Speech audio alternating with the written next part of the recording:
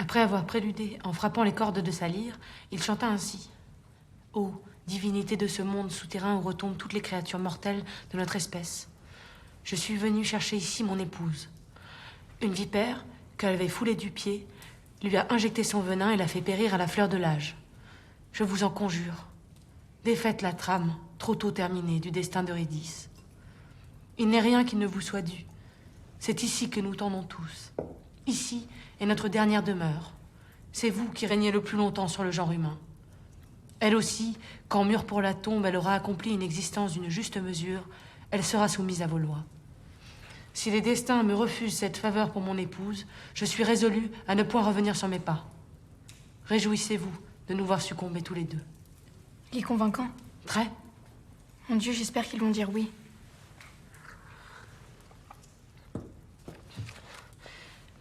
Alors, pour la première fois, des larmes mouillèrent, dit-on, les joues des Euménides, vaincus par ces accents. Ni l'épouse du souverain, ni le Dieu qui gouverne les enfers ne peuvent résister à une telle prière. Ils appellent Eurydice. Elle était là, parmi les ombres récemment arrivées. Elle s'avance d'un pas que ralentissait sa blessure. Orphée obtient qu'elle lui soit rendue, à la condition qu'il ne jettera pas les yeux derrière lui avant d'être sorti, sinon la faveur sera sans effet. Ils prennent, au milieu d'un profond silence, un sentier en pente, escarpé, obscur, enveloppé d'un épais brouillard. Il n'était pas loin d'atteindre la surface de la terre.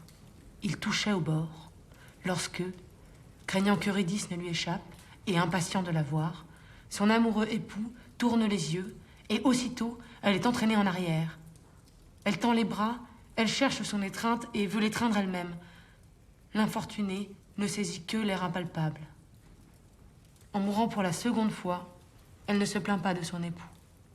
De quoi se plaindrait-elle, sinon d'être aimée? C'est horrible. La pauvre, pourquoi s'est-il retourné? On lui a dit de ne pas se retourner et au dernier moment, il se retourne sans raison. Il y a des raisons. Vous trouvez? Allez-y, relisez. Il n'était pas loin d'atteindre la surface de la terre. Il touchait au bord lorsque, craignant qu'Eurydice ne lui échappe et impatient de la voir, son amoureux époux tourne les yeux. Mais non. Il ne peut pas la regarder parce qu'il a peur de la perdre. Ça ne tient pas, ces raisons. Ce sont précisément les consignes qu'on lui a données. Il est fou d'amour. Il ne résiste pas. Moi, je crois que Sophie n'a pas tort. Ce n'est pas plus fort que lui et les raisons ne sont pas sérieuses. Peut-être que s'il se retourne, c'est qu'il fait un choix. Quel choix? Il choisit le souvenir d'Eurydice. C'est pour ça qu'il se retourne.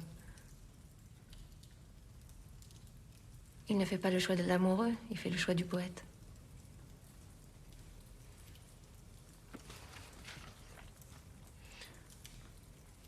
Elle lui adresse un adieu suprême, qui déjà ne peut qu'à peine parvenir jusqu'à ses oreilles, et elle retombe à l'abîme d'où elle sortait.